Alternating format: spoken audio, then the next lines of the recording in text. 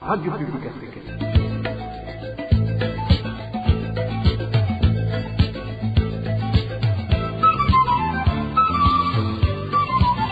Radio Publique Africaine.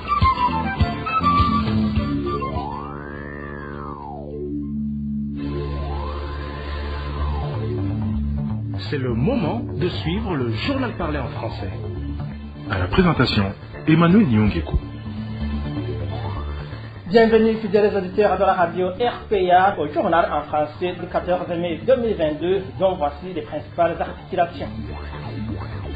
14 mai 2015, 14 mai 2022, c'est un jour pour jour que les médias indépendants ont été incendiés par le pouvoir de Gitega, provoquant ainsi la fuite et l'exil d'une centaine de journalistes, un acte qui, selon les responsables des médias vandalisés, visait à réduire au silence la presse burundaise. Vous le suivrez dans ce journal. Les rebelles El-Shabaab décidaient à en découdre avec les militaires burundais en mission de maintien de la paix en Somalie. Ce vendredi matin, ces terroristes ont lancé une troisième offensive à moins de 2 semaines, mais aucun dégât n'a été signalé. Et comme tous les samedis, la deuxième partie de ce journal est consacrée au mini-magazine au cœur de la société. Et aujourd'hui, nous vous amènerons au cas des réfugiés de Nakibale en Ouganda, un cas qui continue à accueillir des Burundais via les persécutions des Imbonerakure. Voilà pour le sommaire, tout de suite le développement de ces titres.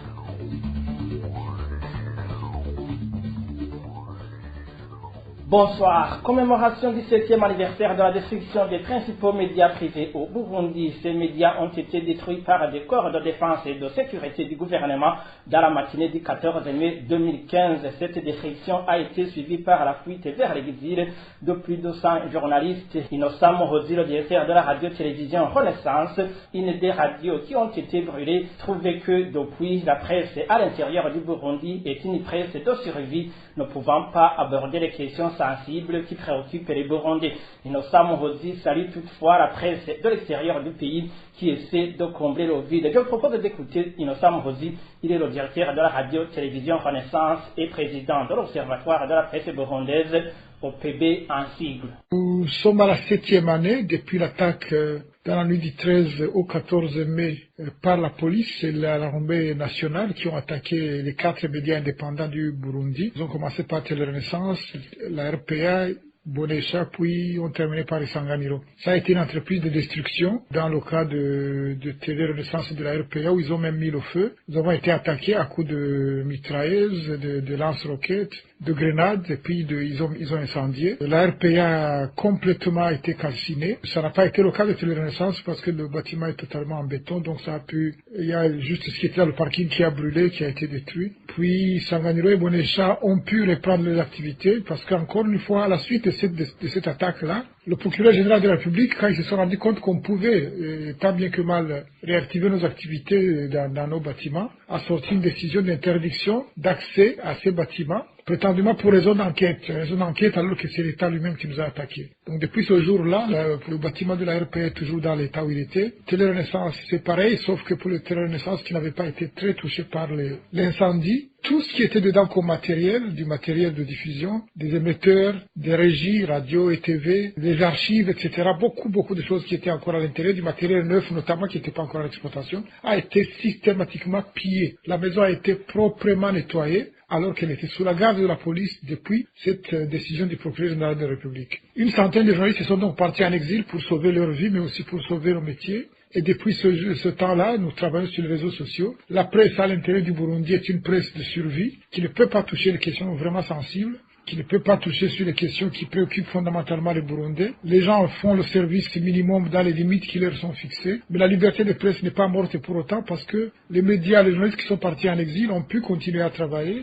et à informer les Burundais via les réseaux sociaux, via les médias numériques. Ça limite l'audience parce qu'il y a beaucoup de Burundais qui n'ont pas accès à Internet, mais en même temps, ça permet malgré tout à ce que l'information continue à circuler grâce à la résistance de ceux-là qui sont partis en exil et qui travaillent dans des conditions extrêmement difficiles, mais qui n'ont pas lâché leur devoir civique d'informer leurs compatriotes, d'informer pour que le pays puisse être transformé, pour qu'ils reviennent à des valeurs démocratiques, pour qu'ils reviennent à la liberté d'expression et de presse. C'était Innocent Mohozi, le directeur de la radio-télévision Renaissance et président de l'Observatoire de la presse burundaise, OPB en sigle. De son côté, le directeur de la RPA révèle que la date du 14 mai 2015 est une occasion pour le régime CNDD-FDD de mettre en application le plan qu'il avait depuis longtemps, faire taire les médias. Suivez plutôt Bob Rugurika, directeur de la RPA. Depuis plusieurs années, même avant la crise de 2015, nous avions lancé des alertes sur des tentatives du régime CNDD-FDD de vouloir faire taire les médias. Vous vous rappelez de la loi liberticide qu'ils ont voulu imposer aux médias en 2012 et 2013. Tout cela avait le but de museler la presse afin de masquer la réalité sur les affaires de corruption, les crimes contre l'humanité qui ont caractérisé le règne du CNDD-FDD. Donc l'attaque et la destruction des médias en date du 14 mai 2015 fut en réalité la réalisation du plan macabre contre la presse. Ainsi, Bob Rugurika ne voit pas ce qu'il pourrait demander à la justice burundaise qui, dit-il, a cessé de fonctionner. Il tranquillise toutefois le peuple burundais en lui signifiant qu'ils ont porté plainte devant les juridictions internationales et rassure que le processus avance très bien. Encore une fois, Bob Rugurika, directeur de la radio publique africaine. Je ne vois pas sincèrement ce que je peux demander à la justice burundaise car en réalité elle a cessé de fonctionner depuis plusieurs années. Et elle se trouve totalement sous les ordres des mêmes prédateurs qui nous ont pris notre liberté de la presse. Et par contre, nous avons porté plainte devant les juridictions internationales. Et là, vraiment, le processus est à ce jour prometteur.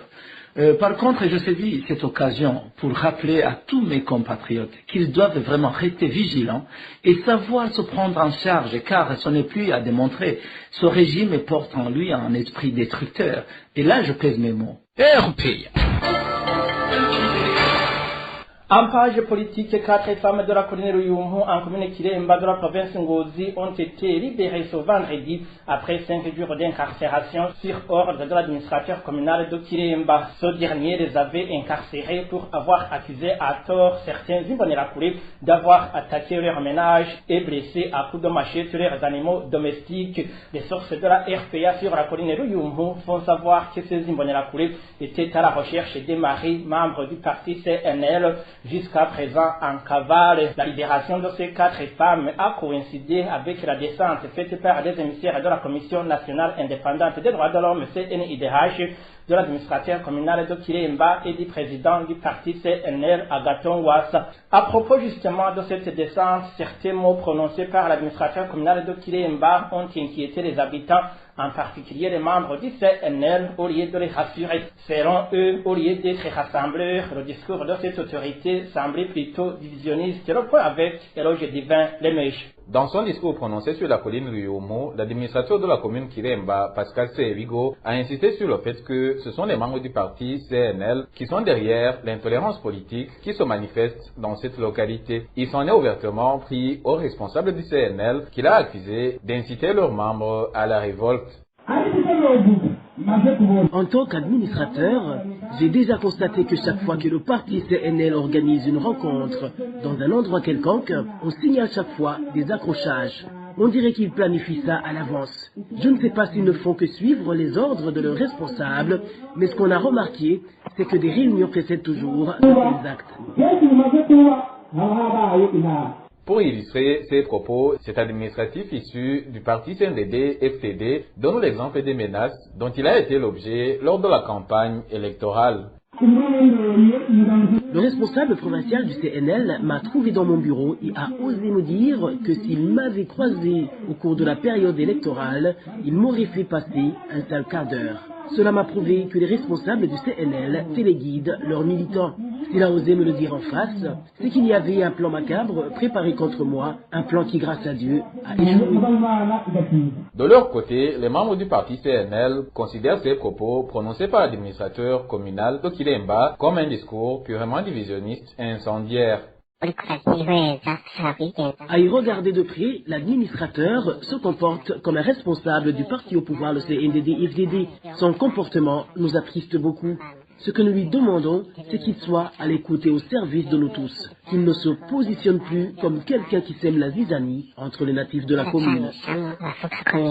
À titre de rappel, cette tension qui se manifeste sur la colline Ruyomo depuis le 24 avril dernier est consécutive aux échauffourées entre les militants du CNL et les Imbonerakure. Après ces querelles, il s'en est suivi une chasse à l'homme à l'endroit des membres du parti CNL. Pour le moment, 16 des membres de ce parti ont été condamnés par le tribunal de grande instance d'Ongodi. Parmi eux, 7 sont incarcérés à la prison centrale d'Ongodi, tandis que les 9 autres sont en cavale. Éloge divin Remesha, la première préoccupation d'une haute autorité de l'État devrait être celle d'être au service de la population.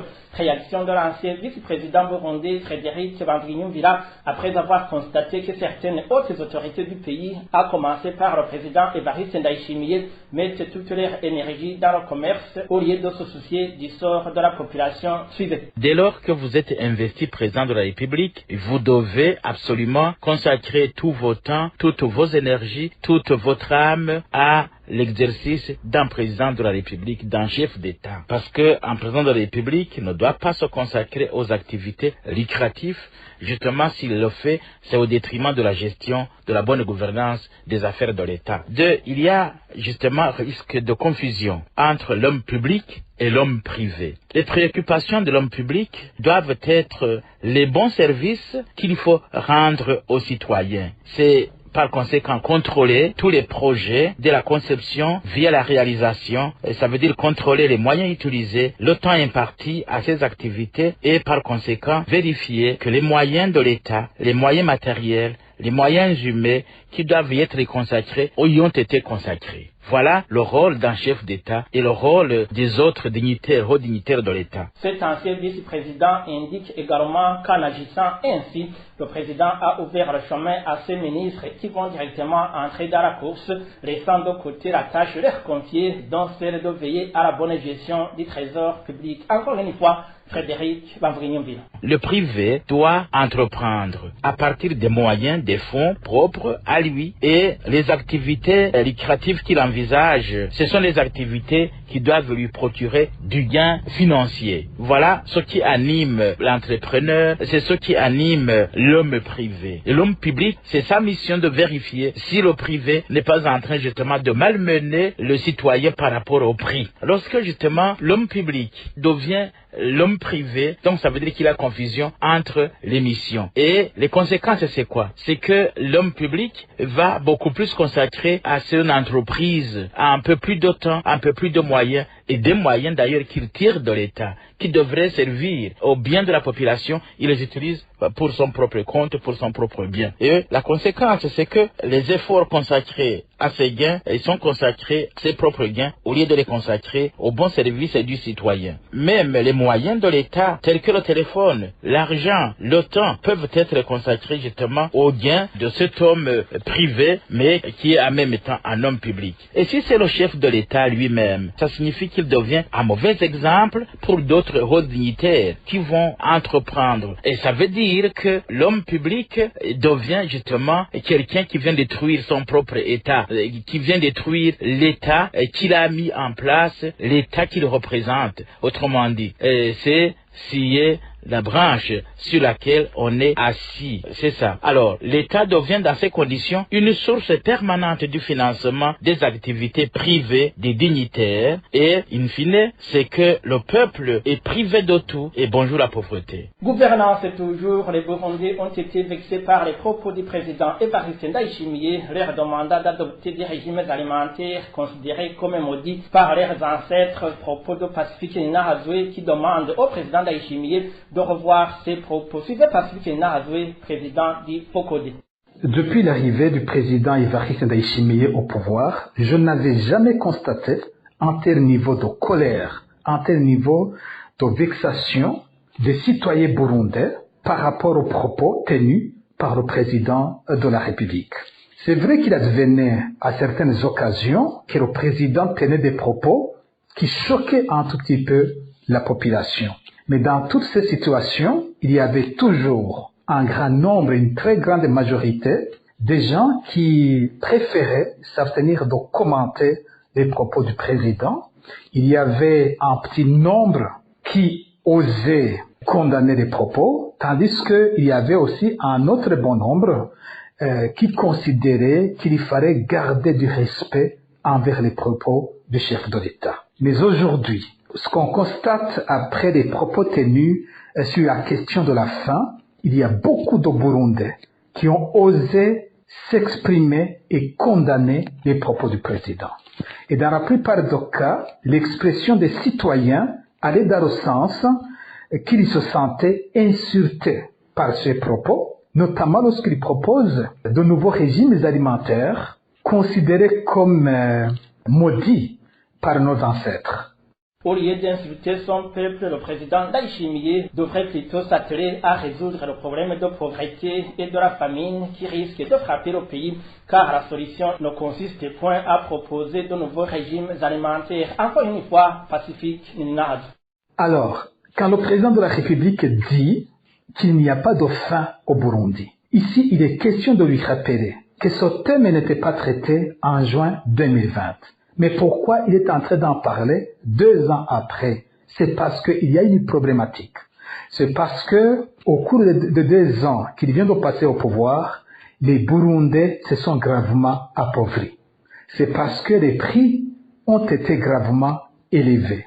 Dans une situation pareille, il n'est pas question de vexer la population, il est plutôt question de trouver des réponses. Les gens attendent d'un président de la République des réponses concrètes à leurs problèmes. J'ai vu à un certain moment où on traversait une situation similaire, le régime de l'ancien président Nkurunziza avait notamment décidé de laisser entrer dans le pays ou d'importer beaucoup de produits alimentaires et d'exonérer ces produits. Il y avait une liste de produits qui étaient exonérés sur une certaine période. Encore une fois aujourd'hui, c'est très important qu'il y ait des mesures à court terme et des mesures à long terme. À court terme, ce serait notamment de laisser entrer au pays beaucoup de produits alimentaires dont les Burundais ont besoin et de les exonérer. Ce serait également de demander à des pays amis de nous aider,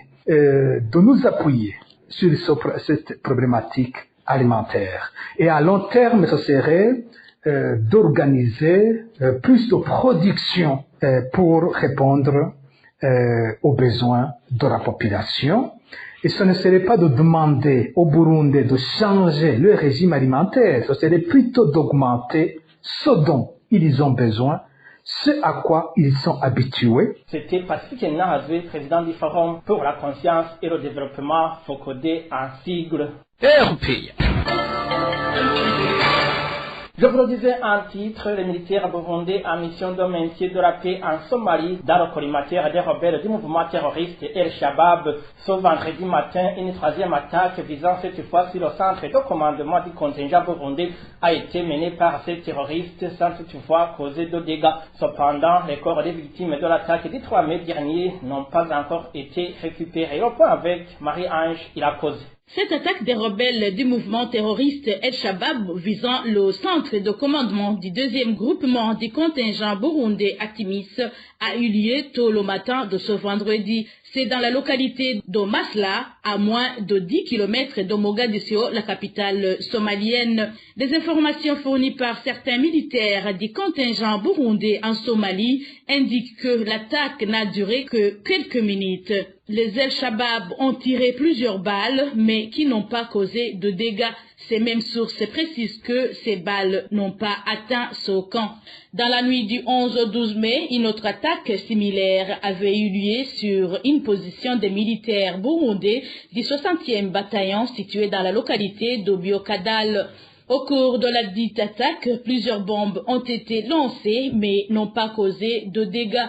La situation se présente ainsi au moment où les corps des militaires du 61e bataillon Atimis tombés sur le champ de bataille n'ont pas encore été récupérés.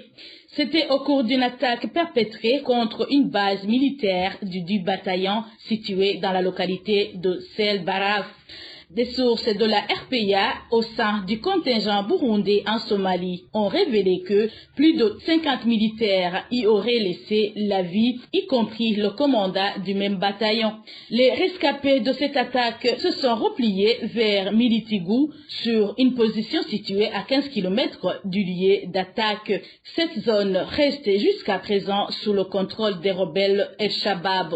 La rédaction de la RPA n'a pas encore pu joindre le général de brigade Eli Dizigiye, commandant du contingent burundais en Somalie, encore moins le colonel Floribert Biyereke, porte-parole de l'armée burundaise. Marie-Ange Irakoze, le parti CNDD-FDD continue son processus d'officialiser la militarisation de la milice Imbonerakure. Dans une réunion tenue ce jeudi 12 mai sur la colline Vugizo, zone Gatumba, en commune Mutimbuzi de la province de Bujumbura, les responsables provinciaux du parti ont demandé aux Imbonerakure de rester vigilants.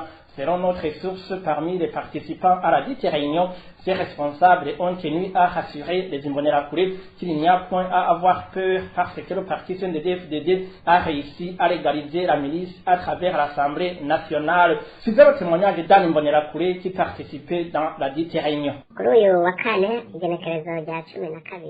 C'était ce jeudi, le 12 mai cette année, en zone Gatumba, commune Mutimbuzi de la province de Bujumbura, précisément sur la colline Vugizo. Cette colline est frontalière de la RDC, tout près de Kiriba Ondes.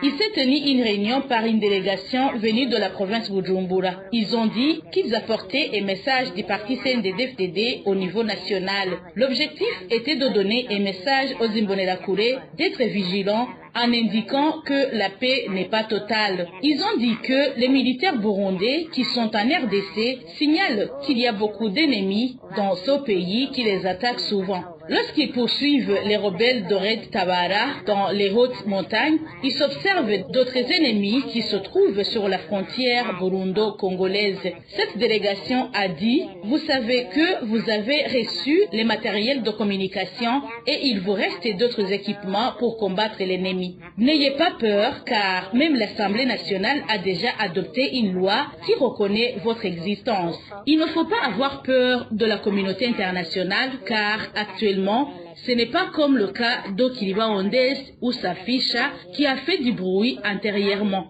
Sachez que tout a été analysé au sein du parti CNDD-FDD. Le pays se trouve dans les mains des siens et il ne faut pas le lâcher. Ne dormez pas sur votre laurier, il y en a d'autres de vos camarades venant de différentes provinces avec qui vous allez travailler en connivence afin que l'ennemi ne prenne pas le dessus. Alors, toutes les informations nécessaires vous seront données à temps. S'il y aura quelque chose de nouveau, elle vous sera communiquée. Page Société, un gros lot du matériel de la Régie des eaux a été saisi ce vendredi dans un entrepôt situé en zone Buyenzi, plus précisément à la 21e avenue numéro 5, renseigné par la population. Le ministre de l'Énergie et des Mines qui s'était rendu sur place en a profité pour demander à la population d'être très vigilante afin de dénoncer tous ces voleurs qui ne font que faire régresser le pays. Et l'ingénieur Ibrahim Ouizeye d'annoncer que les enquêtes sont déjà en cours pour identifier et punir les coupables. Suivez l'ingénieur Ibrahim Ouizeye, ministre de l'Énergie et des Mines. Au fait, cet endroit ressemble à un dépôt de la Régie des eaux, c'est-à-dire que la plupart des commandes faites par la Régie des eaux échouent ici. Je ne crois pas que quelqu'un peut acheter auprès d'un particulier des marchandises qui portent les logos de la Régie des eaux. Le gouvernement fait tout pour que la population puisse avoir accès à l'eau et à l'électricité à bas prix. Mais malheureusement, on dirait qu'il y a des gens qui veulent nuire au pays à n'importe quel prix. Alors, je vous demanderai d'être vigilant et de renseigner toute action visant à détourner les biens publics. Les forces de l'ordre vont aussi nous aider, notamment pour mettre la main dessus à ces personnes. Et on s'étonne que les entreprises font souvent faillite alors que tout l'argent investi par le gouvernement est détourné. Ce qui est grave, c'est qu'il se peut qu'il y ait des agents de la Régie des eaux qui facilitent ce genre de vol. C'est pour cela que nous allons mener des enquêtes pour que les coupables soient punis conformément à la loi. Les responsables de ce dépôt vont également devoir être mis aux arrêts afin qu'ils s'expliquent sur la provenance de ce matériel SNL portant le logo de la Régie des eaux. Ce que je peux vous dire, c'est que nous avons toutes les preuves que ce matériel a été volé.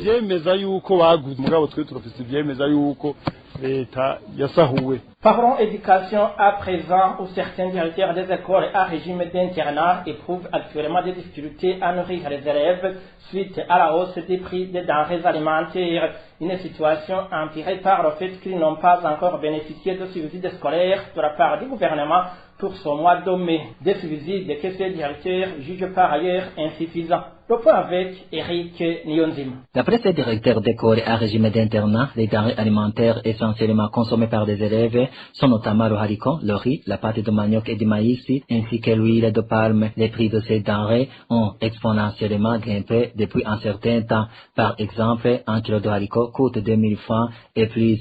Celui du riz coûte 2500 francs et plus, tandis qu'un kilo d'huile de palme coûte 4500 francs dans certains endroits du pays. Ces responsables scolaires précisent que la situation se présente ainsi au moment où les subsides du mois de mai ne sont pas encore débloqués par le gouvernement. Encore plus, ils font savoir que ces subsides sont trop insuffisants. Il s'agit de 800 francs par jour et par élève, une somme fixée depuis les années 2004. Autre fait, les subsides alloués aux écoles à régime d'internat depuis cette année scolaire sont calculés sur base de fausses données d'effectifs d'élèves. Ils sont donc calculés en considération des effectifs d'élèves de l'année scolaire derrière 2020-2021, alors que cette année scolaire 2021-2022, les effectifs d'élèves ont sensiblement augmenté sur plusieurs établissements. Ils demandent alors que les subsides pour le mois de mai soient débloqués le plus tôt possible avec une régularisation en tenant compte des effectifs réels des élèves. Ces directeurs réclament également la majoration de ces subsides par rapport aux effectifs d'élèves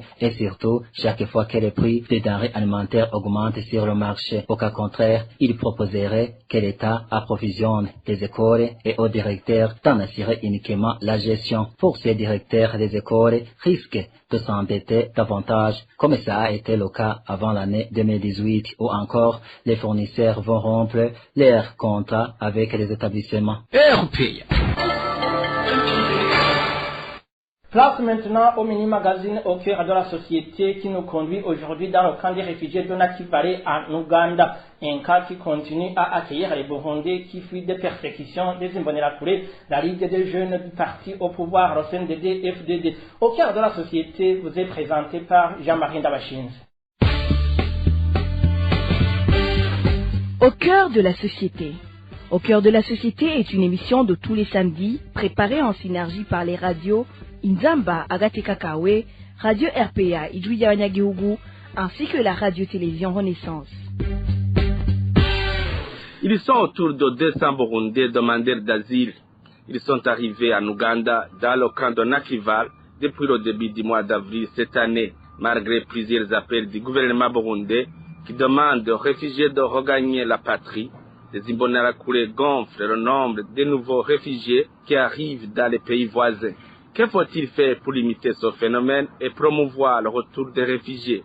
Les réponses dans ce mini-magazine de ce samedi 14 mai 2022 à la présentation Jean-Marie Ndabashinze. Bienvenue.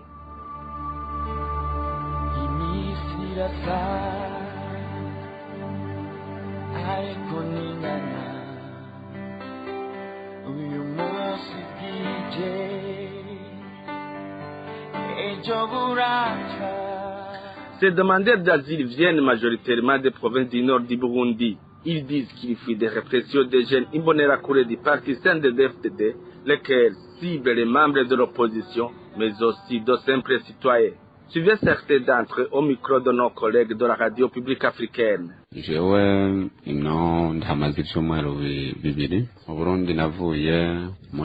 je suis ici depuis 2 semaines. Je suis venu de la commune et province Ngozi. Là-bas, si tu n'es pas membre du parti au pouvoir, tu es exposé à toutes sortes de problèmes. Je faisais du commerce, mais je me faisais souvent voler. C'était un plan des Imbonerakure qui se déguisaient et venaient nous cambrioler. ukagira ngo n'abasuma babyibye kandi ari bariya baguciye ku ruhande kuko babonye utari kumwe nabo. mu nkambi ndahamaze indwi zitatu. Je suis ici depuis 3 semaines. J'avais un bistrot, mais les Imbonerakure venaient et buvaient. J'avais un cahier dans lequel je notais toutes leurs consommations, mais quand venait le moment de leur demander de régulariser les factures, ils me taxaient d'ennemis. J'ai été très souvent victime de leurs persécutions, des persécutions qui sont même allées jusqu'à l'emprisonnement. C'est comme ça que mon capital a fondu et je me suis dit qu'il était temps que je sauve ma vie.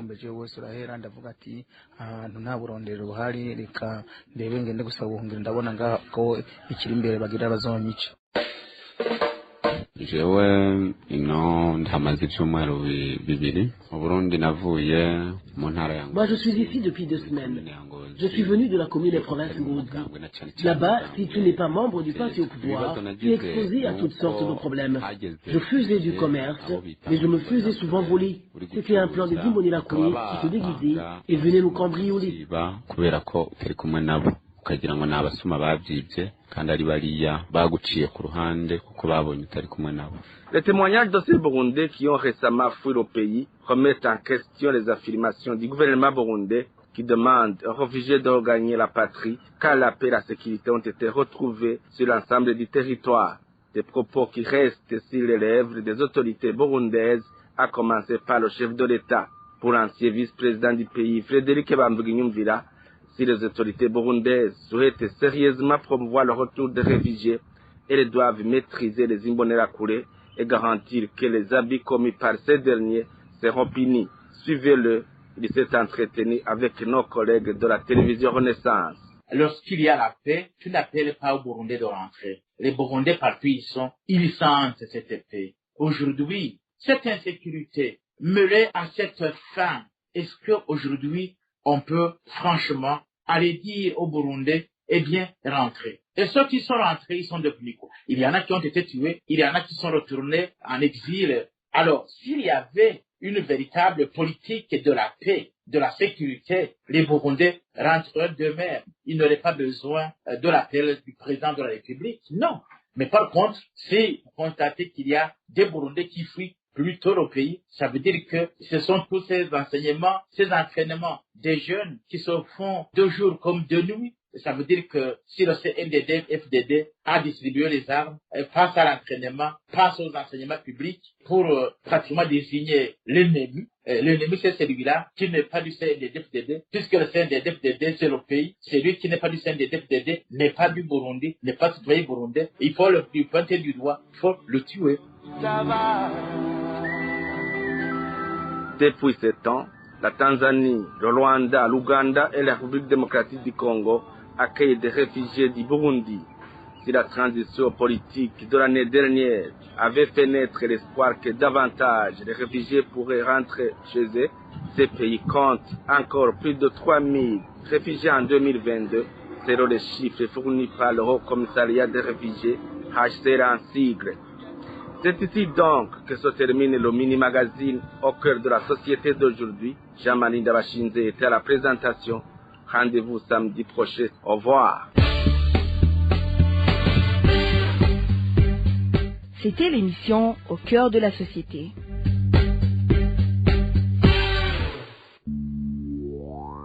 Et voilà, amis auditeurs de la RPA, c'est sur ce mini-magazine Au cœur de la société que nous mettons fin au journal en français de ce samedi 14 mai 2022. Merci à vous tous qui nous avez prêté une oreille attentive. Merci également aux équipes rédactionnelles et techniques pour leur parfaite collaboration. À la présentation de ce journal, vous étiez avec Emmanuel Ningeko. Passez de bons moments chez vous. Au revoir.